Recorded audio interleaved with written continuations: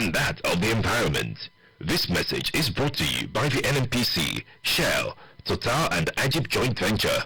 If a pack of souvenir is 1,875 naira, how much will it cost to get for 750 guests? 1,406,250 naira. Correct. You're very sharp, she thinks after her brother. For years, Cowbell Milk has been building great minds and strong bodies. Ma, me too. I like to have brain. Cowbell, our milk.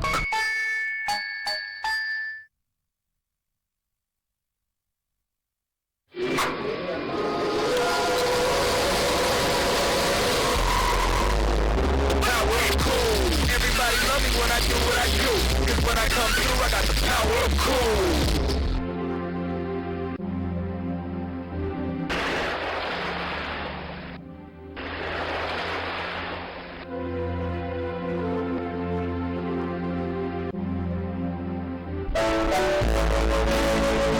Obituary. We, the management and staff of Warri Refining and Petrochemical Company Limited, EPMA, regret to announce the death of our colleague, Mr. Godwin Sunday Akpan, whose sad event occurred on Friday, 31st May 2019. He was aged 60.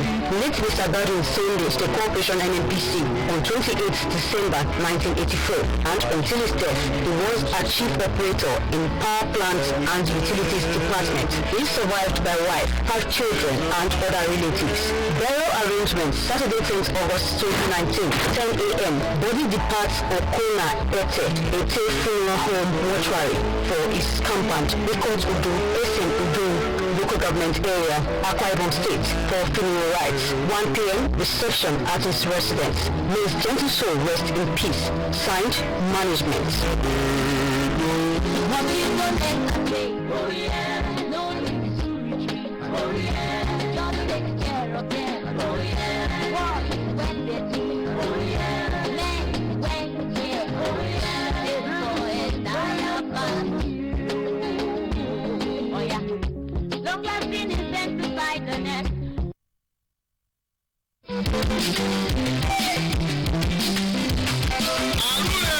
Appreciation. I, Honorable Chief Ferguson Onwo, on behalf of my wife, Antonia, family, and the good people of Isoko South 2 constituency, wish to express profound appreciation to the following persons for their esteemed presence and support at the Thanksgiving service held on Sunday, 4th August 2019 at St. Matthew Anglican Church, Olomoro, Isoko South local government area, for the victories God gave us in the March 9th general elections. His Excellency Senator Dr. Ifeanyi Okowa, Governor of Delta State, the Speaker, Deputy Speaker, and members of the Delta State House of Assembly, Civil Commissioners, Chief of Staff, Government House, Senior Political Advisor to the Governor, political leaders across the state, the President General and leaders of thought in Isoko Nation, His Lordship the Bishop of the Anglican Diocese of Ole, Right Reverend John Arakpo, the Vicar and entire parishioners of St. Matthew's Anglican Church, Olomoro, the President General and members of Olomoro community, other religions, community leaders, and those too numerous to mention. May God Almighty, whom all powers belong, guide and keep you all for greater celebrations. Signed, Honorable Chief Ferguson Onwo, member representing Isoko South 2 constituency in the Delta State House of Assembly.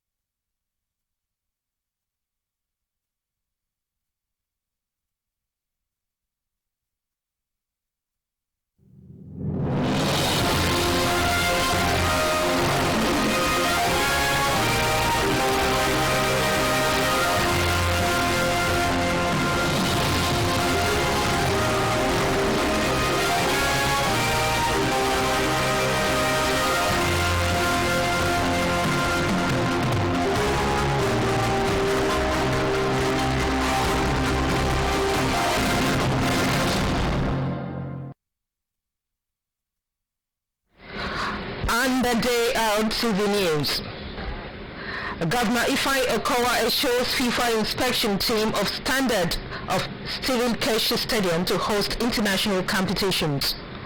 More commissioners resume at designated ministries in Delta State. Federal High Court Abuja restrains Senate, House of Representatives from taking over Edo State House of Assembly. An Islamic movement of Nigerians leader to meet more conditions before medical trip abroad.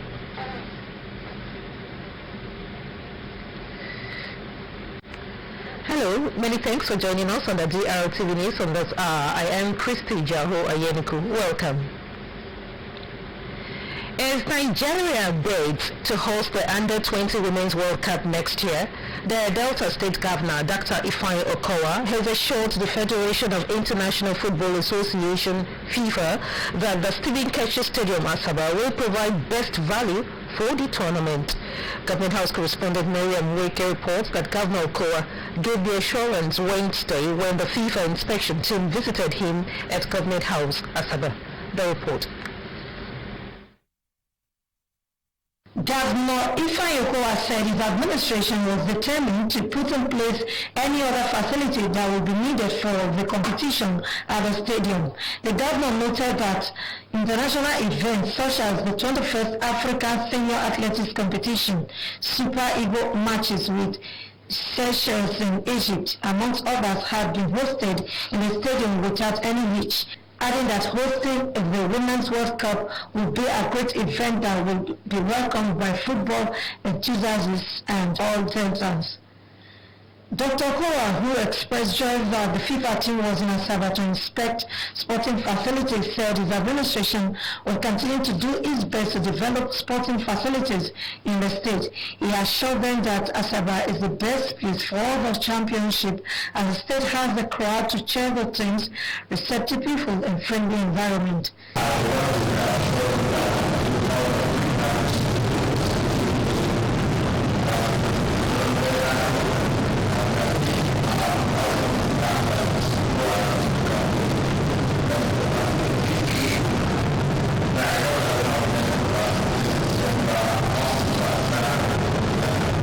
The president of Nigerian Football Federation, NFF, Mr. Amaju Pinnick, had said that the FIFA team was impressed with the facilities they met on ground at the stadium and commended the co-administration for its commitment to sports development, especially football. Mr. Pinnick disclosed that the team would meet and appraise its findings for necessary observations and approvals to be made.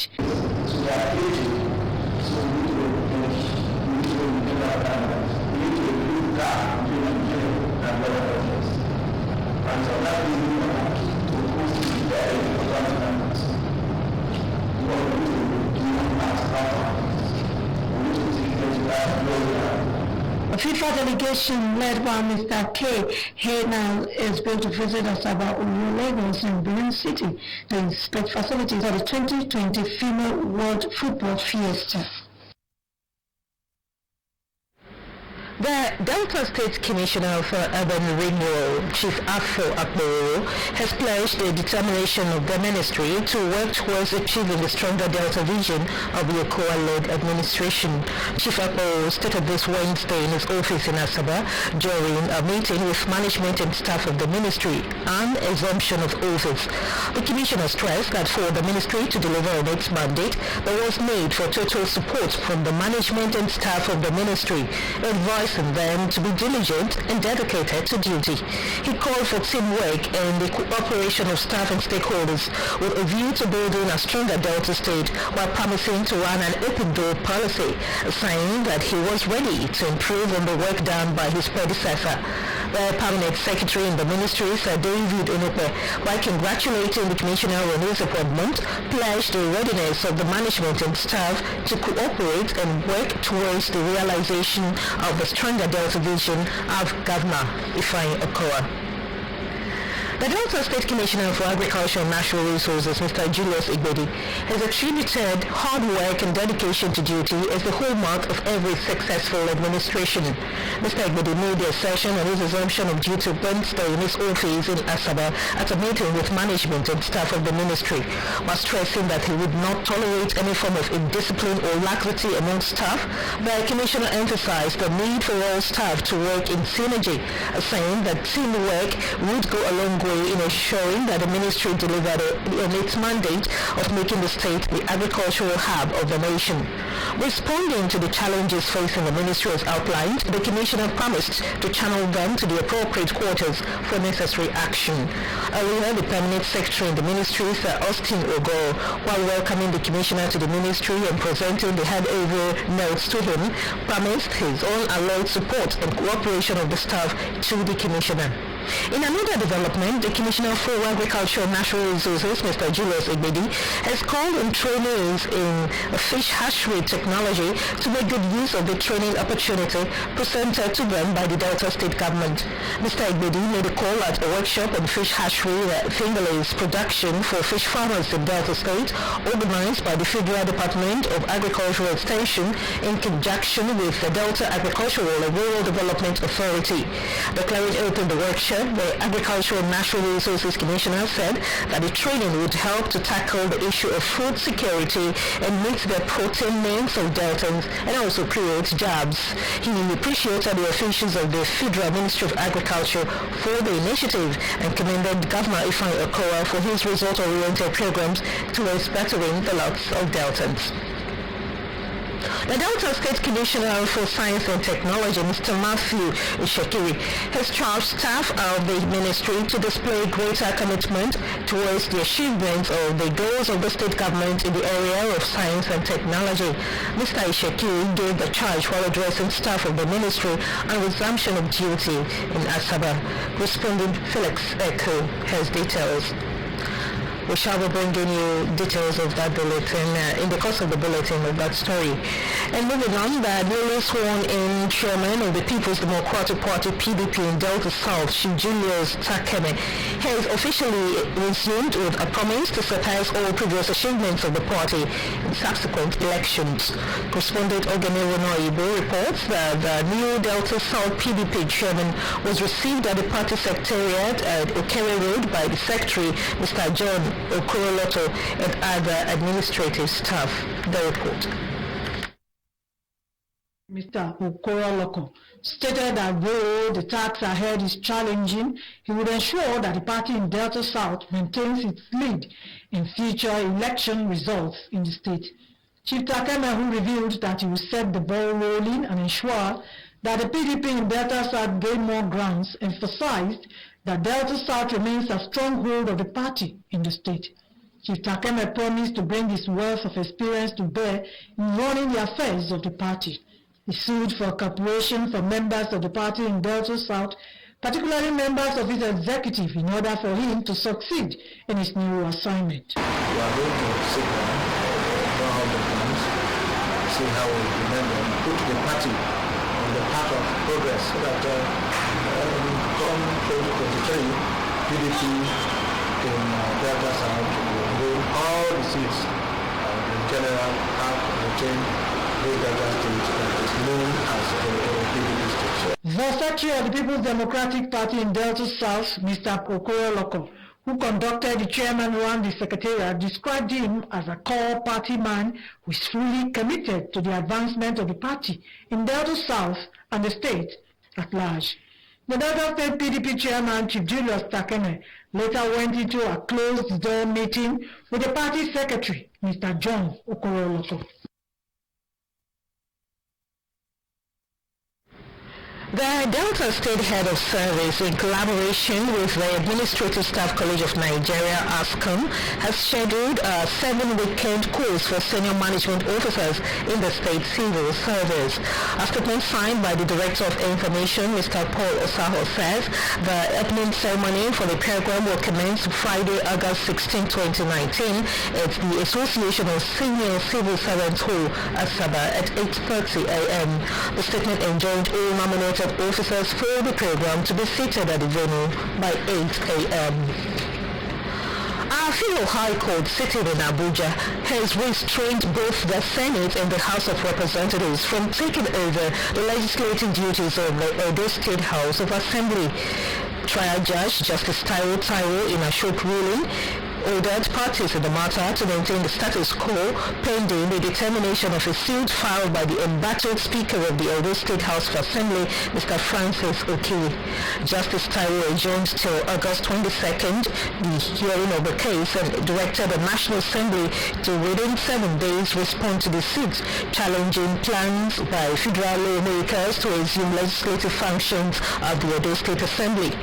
This is as President Muhammadu Buhari stated Wednesday that he will work with the relevant constitutional bodies to resolve the crisis in the Bauchi and Edo State Houses of Assembly.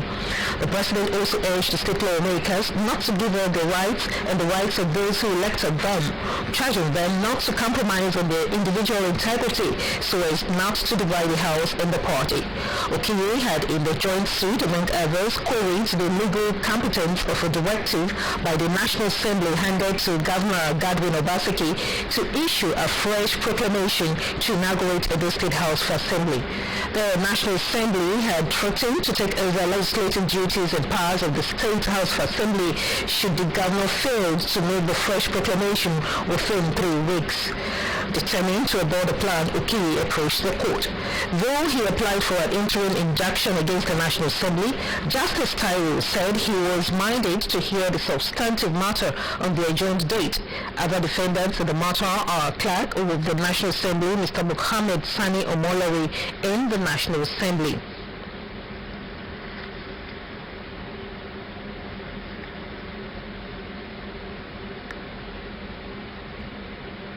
The Federal High Court in Abuja has granted the department. Still talking legal matters now, the Federal High Court in Abuja has granted the Department of State Service DSS permission to detain publisher of Sahara Reporters Omoyele Sowore for 45 days. The DSS had filed a motion to the court to detain the convener of the proposed Revolution Now protest for 90 days, but the court only granted 45 days. It will be recalled that Sowore was whisked away by members of the DSS at his residence over the weekend for what it termed treasonable statement for describing the proposed protest as a revolution. Mixed reactions have trailed his arrest and that of several other demonstrators. The Kaduna State government has ordered the leader of the Islamic movement in Nigeria, Sheikh Ibrahim el-Zakzaki, and his wife Zainat to produce 2 prominent and reliable persons as sureties before being one of the conditions the couple must fulfill before they would be allowed to leave the state for overseas treatment. The report says the Kaduna State government has told them that one of the sureties must be a first-class chief or emir of national repute, and the other are prominent persons within Kaduna State who shall undertake to produce the defendants whenever they are needed. The sureties must also produce evidence of landed property within Kaduna State. The Kaduna government also said it respects the court's ruling granting permission to the couple to travel to India for treatment. Commissioner Internal Security and Human Affairs Mr. Samuel Aruro, who disclosed this in a statement in Kaduna Wednesday, said an appeal will be lodged on the matter, but a stay of execution will not be sought as the state government believes that a person may choose to travel abroad for any medical condition at his own cost. He said the government respects the right of anyone to seek treatment anywhere in the world, even for malaria or common cold, so long as they are paying for it. But in the case of persons facing trial for serious offences, necessary safeguards are required to ensure that such persons do not become fugitive from justice or frustrate trial by claiming asylum or the status of political prisoner in the host country. According to him, in compliance with the court ruling, the state government has filed at the Kaduna High Court terms for strict supervision of the medical leave granted el-Zakzaki. Under the terms, the state government wants the Ministry of Foreign Affairs to confirm the appointments of the applicants with the mandate with the Mandata Hospital, India. It also asked the ministry to undertake all necessary diplomatic arrangements and protocols to ensure compliance with the conditions of the medical leave. The statement also said each of the applicants should be made to make an undertaking to return to Nigeria to continue their trial as soon as they are discharged from the hospital. The government, however, wants El Zakzaki and his wife Zainat to be responsible for the cost of their travel, treatment and living expenses while on their medical leave.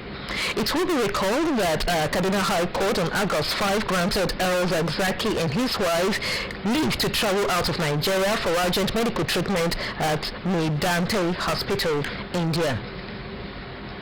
The coordinator of Presidential Amnesty Program, Professor Charles Dokubo, has commended the Nigerian Army for maintaining security and securing critical national infrastructure in the Niger Delta region. Professor Dokubo stated this when he paid the Nigerian Army Chief Lieutenant General T.Y. Brenta a courtesy call at the Army headquarters in Abuja. He used the opportunity to appreciate the leadership and all personnel of the Army and other security agencies for providing an enabling environment for peace, security, stability and development of the Niger Delta region. He also solicited for more cooperation, partnership and collaboration with the Army to ensure a lasting peace in the area. The Chief of Army Staff, who was represented at the occasion by the Chief of Police, Policy and Plans, Army, Lieutenant General L.O. Adeosho, on behalf of the Chief of Army Staff, appreciated the coordinator for the visit and assured him that Nigerian Army prides itself in doing everything possible to secure all parts of Nigeria, and it will continue to collaborate and support to ensure the success of the program. The Delta State Commissioner for Commerce, for Science and Technology, Mr. Matthew Shekiri, has charged staff of the ministry to display greater commitment towards the achievements of the goals of the state government in the area of science and technology. Mr. Shekiri gave the charge while addressing staff of the ministry on resumption of duty at Asaba.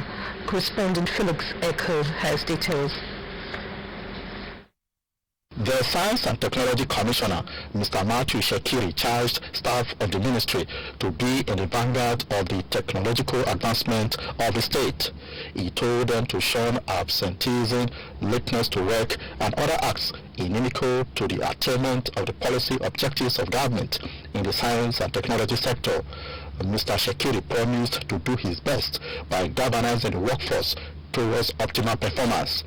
The Commissioner for Science and Technology, who promised staff of a good working relationship, urged them to work as a team and with dedication to duty. I will say that in the 4 years tenure that we will measure, so I know we will work together very. The Permanent Secretary in the Ministry, Mrs. Augustina Onupite, assured the Commissioner of the support and cooperation of staff to the realization of the said goals. The staff will be working with, along with my estimates, and on their behalf, I'm welcoming you to the ministry and pledging our loyalty to you. And we're going to work with you to make sure that you succeed in this ministry. So, I say welcome. High point of the meeting with staff was the formal handover of the affairs of the ministry to the Commissioner by the Permanent Secretary. This is the handing over note from your predecessor. Okay. And I want to hand it over to you. Yes.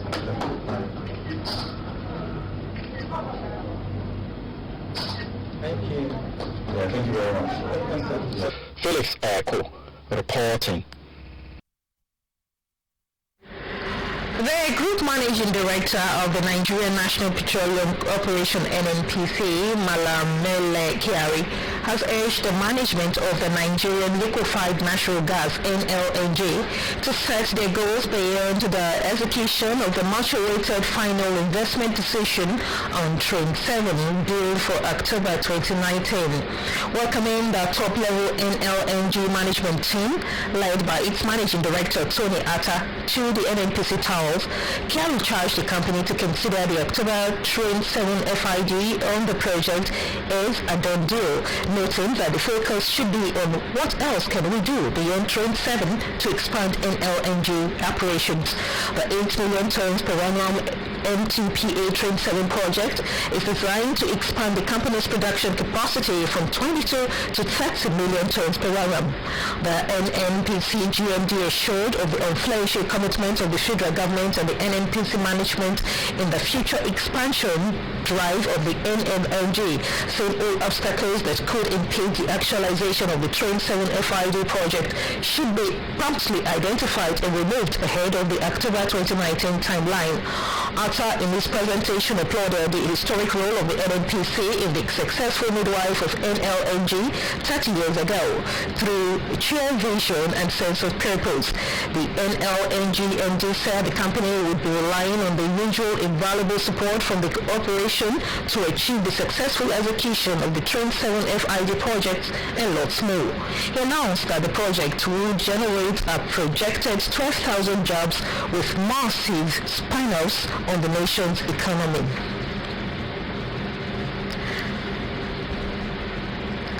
And also, the Group Managing Director of the Nigerian National Petroleum Corporation (NNPC), Malam Mele Kyari, says the Nigeria-Morocco Gas Pipeline (NNGP) project would open new vistas for Nigerian gas explorations.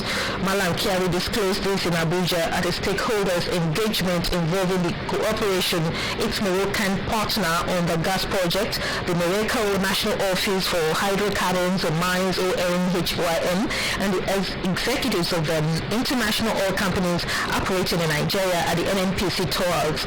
The meeting was equal to high-level discussions on the Pipeline Cooperation Agreement (PCA) for the NNGP project signed between both countries during separate visits by their leaders, Nigeria's President Muhammad Buhari and King Hassan VI of Morocco. The PCA will particularly facilitate the establishment of a gas pipeline to supply the products from Nigeria to Morocco and the West African sub-region and further into Europe. At the moment, both countries are planning to extend the pipeline that has been pumping gas from Nigeria to Benin, Togo and Ghana since 2010 to Morocco. Speaking shortly after the engagement with the representatives of the multinationals, Kyari disclosed that the project would provide markets for Nigeria gas. He explained that along the pipeline's corridor all the way to Morocco and into Europe, there is a huge potential for development of the West African subcontinent and part of North Africa. Kyari, who stated government's commitment to the project, also reassured the IOCs that issues around fiscal terms are being handled, even as they enjoin them to identify with the project. Earlier in her remarks, the Director General of the ONHYM, Amina Bakadra, assured NNPC of the Moroccan government's total support towards the project, stressing that the IOCs needs to be brought to speed on it.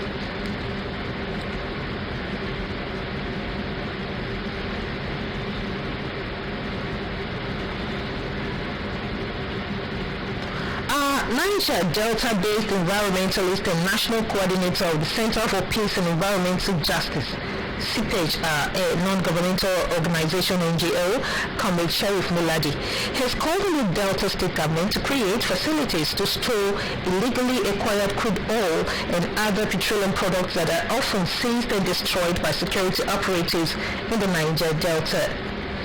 Comrade Muladi made a call recently at Kokodiagbane Community, Baramatu Kingdom in the southwest local government area of the state during an environment monitoring exercise by CPEJ. The environmentalist noted that the quantity of crude oil emptied into the Delta State ecosystem through the destruction of illegally acquired petroleum products and crude portends great environmental and health hazards. Comrade Moladi explained that the statistics contained in Navy's comprehensive analysis of its performance in the first half of 2019 showed that about 133,085 barrels of crude oil and 29,620 to 29,612,020 liters of illegally refined products valued at about 8.4 billion naira have been destroyed by the Nigerian Navy between January 2018 and June 2019. He added that 227 illegal refineries, 2,688 storage facilities, and 364 wooden boats were also destroyed, while 11 barges and 32 vessels were impounded. Comrade Moladi asserted that arrests made by security operatives in line with the Nigerian Navy's anti-crude oil theft COT in Joint Military Task Force JTF efforts at curbing the activities of illegal refineries and other related activities. He stressed that security personnel do not have any options as what to do with the seized products as they act based on directives. The CPEC CEO said the Delta State government has a robust option to convert the destructive venture into meaningful and economic fortune of generating sustainable employment. He added that the Delta State government should expand its advocacy committee on vandalism of oil and gas facilities by collaborating with environmental rights, NGOs, international oil companies and the federal government to urgently consider building a facility to store crude oil and that is illicitly acquired or seized petroleum products for proper channeling to a refinery to save the environment. The federal government has declared Monday 12th and Tuesday 13th August as public holidays to mark the 2019 Eid al-Kabir celebration.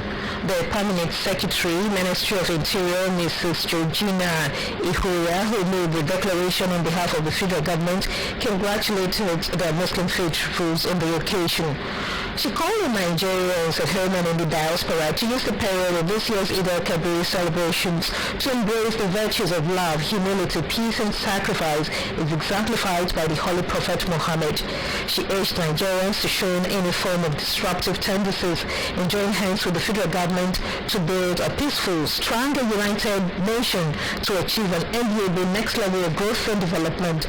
Mrs. Ihuraye reaffirmed the determination of President Muhammadu Buhari-led administration to protect the lives and property of Nigerians, urging that security agencies under the ministry have been directed to ensure the provision of adequate security before, during and after the Eid al-Kabir celebrations.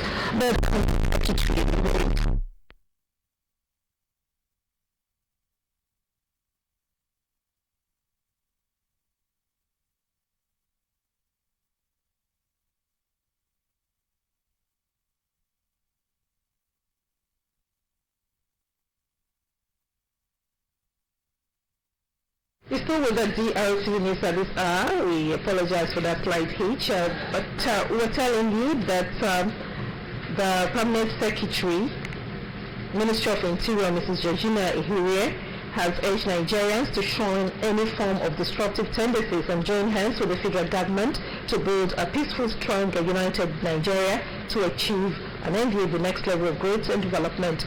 She reaffirmed the determination of President Muhammadu Buhari-led administration to protect lives and property of Nigerians, urging that security agencies under the ministry have been directed to ensure the provision of adequate security before, during and after the Eid al-Kabir celebration. The Permanent Secretary restated government's desire for all Nigerians to live a life of sacrifice, charity and love for one another. She wished Nigerians a happy, peaceful and fulfilling Eid al-Kabir celebrations.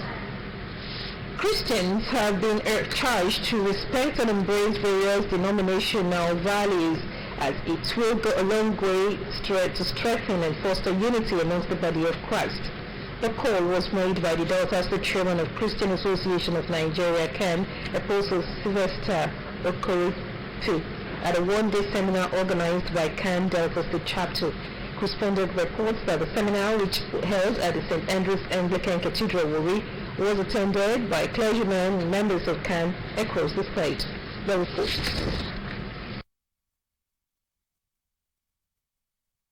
Denominational values and their impact on ecumenism was theme of the one-day seminar organized by the Christian Association of Nigeria, CAN, Delta State Chapter.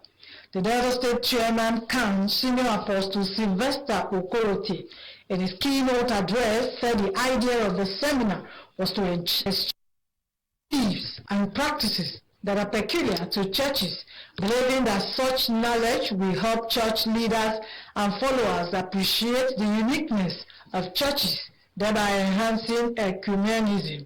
The State Camp Chairman noted that Christ has broken the middle wall of partition between Jews and Gentiles, and that it will be a great disservice to the kingdom of God for people to keep erecting and retaining walls of doctrinal divide among believers.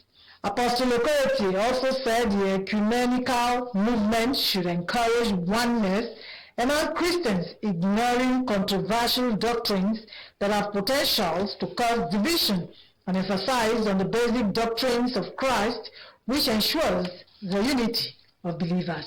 So it is about the oneness of the church. That is what CAN is about.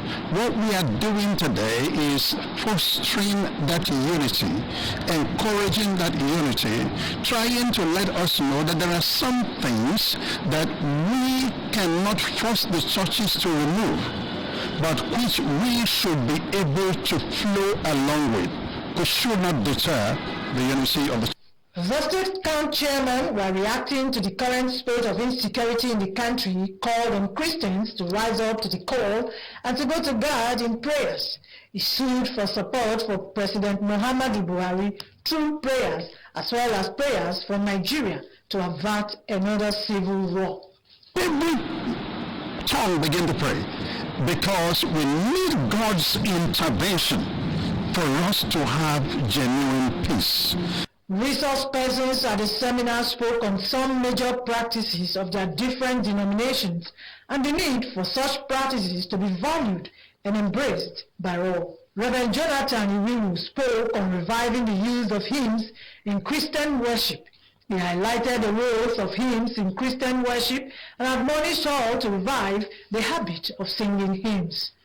Others who presented their lectures include Reverend Father Nicholas Joba, Reverend Monday Madwekwe, Senior Apostle Peter Ofili, and Bishop Samuel Oyede. They all spoke on the need to enhance some of the beliefs and practices of the various denominations, as they are all rooted from the Bible.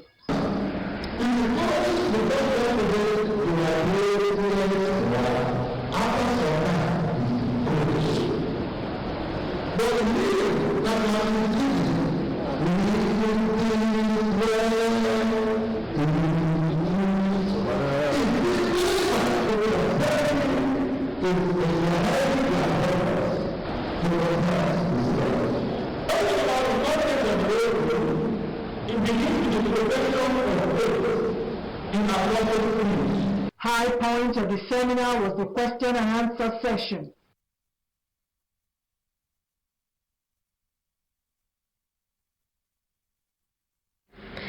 In moving religion for education matters now, the Delta State Commissioner for Technical Education, Mrs. Gbubemi Ikolo, has warned principals and staff of technical colleges in the state against any form of illegal collection and examination malpractices in the various colleges.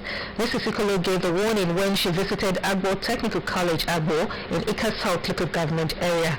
Correspondent Harry Awoso sent in the report presented from our studio.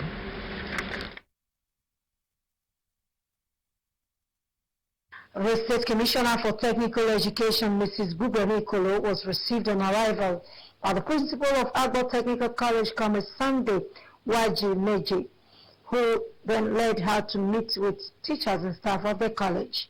Before inspecting the college, the Technical Education Commissioner charged the principal and staff to be very active in their duties and ensure the students are well taught and taken as priority. She warned them against any form of illegal collection and examination malpractices, stressing that the state government and the ministry will sanction anyone caught in the act. The society needs must reflect on the education of any society. And that is why you are seeing that we are going towards technical education. Do it yourself, employ yourself, and even employ other people. Intelligent and right-thinking leader like Dr. Okua decided to look at the technical aspect of our life seriously.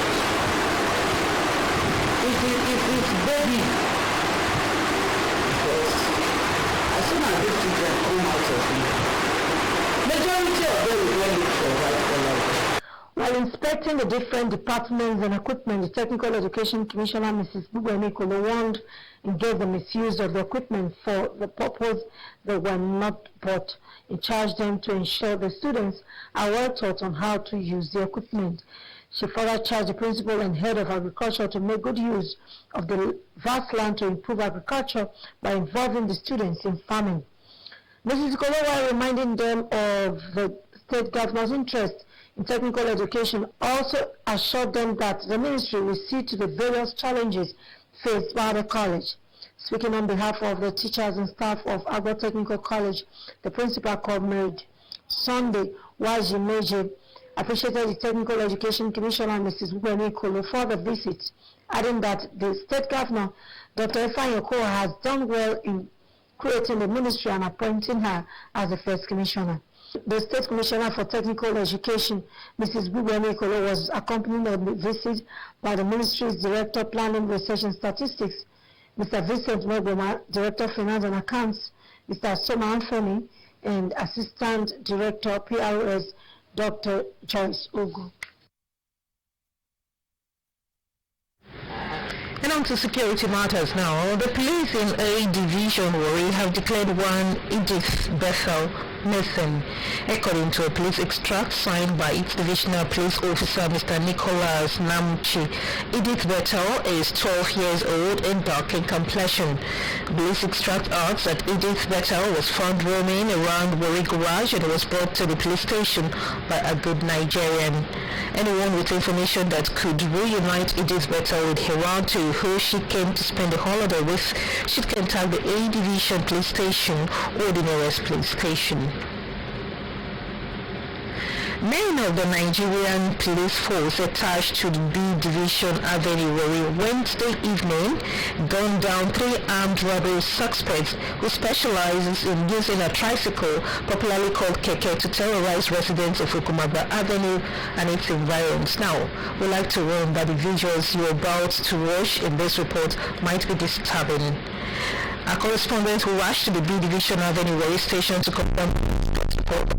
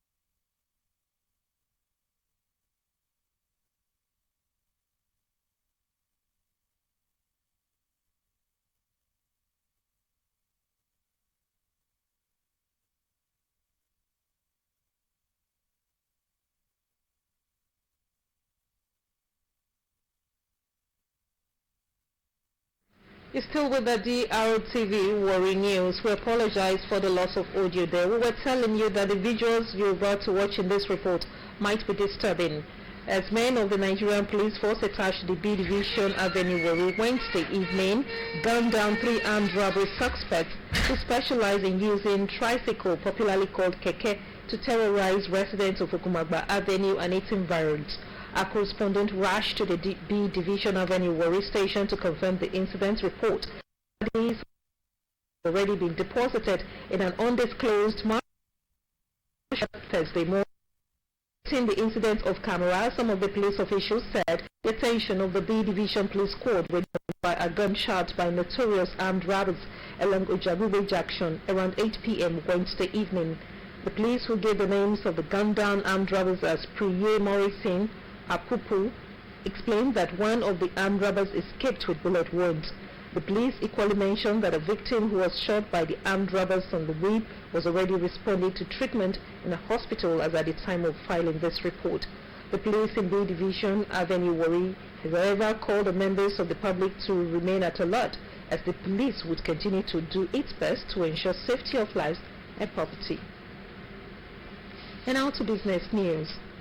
The execution of Nigeria's 8.91 trillion naira 2019 budget is being threatened as the price of Bonny Light, the nation's premium oil grade, slides further from $60.86 to $57.21 per barrel, indicating a drop of $3.65.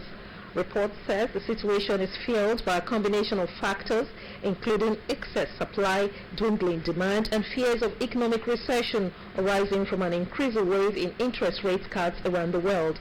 At the current price, the nation, which had based its 2019 budget on $60 per barrel and 2.3 million barrels per day this year, has suffered a setback of 2.79 per barrel.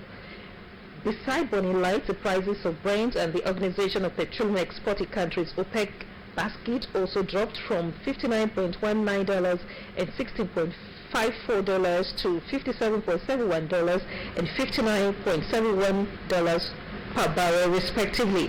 The report adds that crude oil has plunged by even more, falling by more than 13% in the first week of August. In fact, oil is down by more than 20% since a recent peak in April, which puts it into the bear market territory. It explained that oil is suffering from its own set of unique problems, with weak demand lagging behind large increases in supply. A surprise build in crude inventories on Wednesday from the EIA led to steeper fall in oil prices, which were already reeling. There is also a direct effect of the currency battle on the oil demand. A stronger dollar makes oil more expensive to the rest of the world. That has an immediate pricing impact on consumers, which is why oil tends to move inversely to the dollar. However, demand is also slowing because of the broader economic problems. The trade war and the deteriorating global economic conditions are magnifying the price declines. It is no coincidence that crude plunged by 5% on Wednesday after the surprise interest rate cuts from multiple central banks. The threat of currency war has raised fears of a deeper plunge in the global economy, which would obviously be hugely negative for oil demand. And now on to sports. Inter Milan have reached an agreement with Manchester United to sign striker Romelu Lukaku for a fee that could rise to 80 million euros. In July, United rejected Inter's 54 million euros bid for Lukaku. Also was fined by the club after missing training on Tuesday. Belgian international Lukaku, 26, has trained at his former team Anderlecht for the past 2 days. Lukaku's agent Federico Pastorello flew to London Wednesday in an attempt to resolve Lukaku's future. He has scored 42 goals to 96 appearances for United, and his impending departure leaves United with just 3 established forwards, Rashford, Anthony Martial and Alexis Sanchez, in addition to youngster Angel Gomes, Martin Greenwood and Taif Chung. And still talking sports, the Asians Esperance were declared winners of the African Champions League by CAF Wednesday, following a long legal battle after Wydad Casablanca stormed off in protest during the second leg of the final in May. The Moroccan side walked off an hour into the return leg in Tunis after a VAR malfunction meant a disallowed equalizer could not be reviewed. The decision means Esperance are champions. Wydad were issued a fine of $20,000 for abandoning the match and another $15,000 for the use of flares by supporters. Esperance, who retained their title won in 2018, were fined $50,000 over the use of smoke bombs and projectiles. They were ordered to play 2 matches behind closed doors, a punishment suspended for 12 months. Esperance President Mohamed Madad was also fined $20,000 for unsporting behavior towards CAF Ahmed. CAF had called for the second leg to be replayed at a neutral venue, but that decision was overruled last week by the Court of Arbitration for Sport CAS. Esperance, who led to 1 overall at the time, were initially handed the title, but CAF later backtracked after ruling that playing and security conditions were not met. Both clubs subsequently lodged appeals with the CAS, and the fiasco prompted CAF to reduce both the Champions League and Confederation Cup finals from 2 legs to 1 match at a neutral venue from next season. And Nigerian champions Enyimba Football Club have completed the signing of Ghanaian trio Abbas Muhammad, Daniel Dakwa and Emmanuel Appiah in the ongoing transfer window. The 3 players have been included in the club's list for the CAF Champions League. Abbas Muhammad and Daniel Dakwa are both joining the Elephants after their contracts with Asante Kotoko were terminated. Meanwhile, Emmanuel Appiah, one of the stars of Ghana's WAFU winning team in 2017, is joining from fellow Nigerian Premier League side Delta Stars. Enyimba Football Club already has 2 Ghanaian players in the squad, including goalkeeper Fatah Dauda and midfielder Farouk Mohammed. Manager Usman Abdallah is building a strong squad for the CAF Champions League as well as their defense of the NPFL. Enyimba Football Club will begin their continental campaign on Saturday against Burkina side Rahemo FC. And leading sports to go to the foreign scene, Kyrgyzstan security forces have launched a second attempt to arrest former President Almazbek Atambayev after a boyish raid overnight resulted in the death of 1 officer. The report says Mr. Atambayev has refused to surrender to police for questioning over corruption allegations. His supporters took up arms to defend the former president during the first operation of Wednesday night. 6 soldiers who had been captured were released earlier Thursday. Shortly afterwards, gunfire and stun grenades were reported at a home on the outskirts of the capital, Bishkek. Local media reported that special forces used an armored vehicle to break through the gates of the compound, and soldiers have blocked roads leading to Mr. Atambayev's residence. Journalists are being kept away from the scene. She said about 1,000 people stood on each side of the standoff, though other sources said there were 1,000 police and only a few hundreds on Mr. Atambayev's side. The former president was believed to be inside the compound. He had planned a rally on Thursday, but cancelled it and called his supporters back to defend his residence. Authorities want him questioned over accusation of corruption, which he claims are politically motivated and orchestrated by his former ally and successor, Soronbay Jendikov. And now let's take a look at what the weather will be like in Warri and its environs on Friday, August 8th through Saturday, 10th August. On Friday, 9th August, there will be light showers and breakouts of sunlight with temperature rising up to 29 degrees Celsius high and 23 degrees low. On Saturday, August 10, there will be sprinkles early and it will be partly sunny, with temperatures rising up to 29 degrees Celsius high and 23 degrees low. The Warri weather forecast is courtesy timesandDate.com. And with the weather forecast, we come to the end of our bulletin for this hour, but for a reminder of some of our top stories. As Nigeria bids to host the Under-20 Women's World Cup next year, the Delta State Governor, Dr. Ifeanyi Okowa, has assured the Federation of International Football Association, FIFA, that the Stephen Keshi Stadium Asaba will provide best venue for the tournament. Governor Ifeanyi Okowa gave the assurance Wednesday when the FIFA inspection team visited him at Government House at Sabah, the state capital. We also told you that the Federal High Court in Abuja has granted the Department of State Service DSS permission to detain publisher of the Sahara Reporters, Omoyele Sowore, for 45 days. The DSS had filed a motion to the court to detain the convener of the proposed Revolution Now protest for 90 days, but the court only granted 45 days. That's the Drtv news. Thank you for being part of this.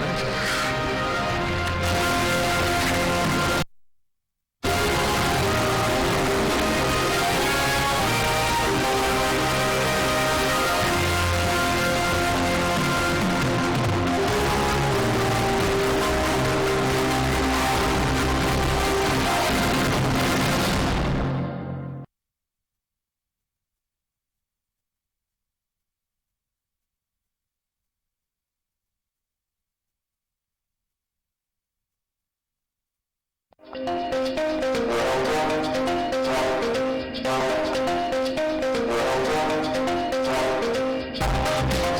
your white fabrics glowing whiter, your home sparkling and free from germs with Hypo. Make a dazzling impression every time. Let your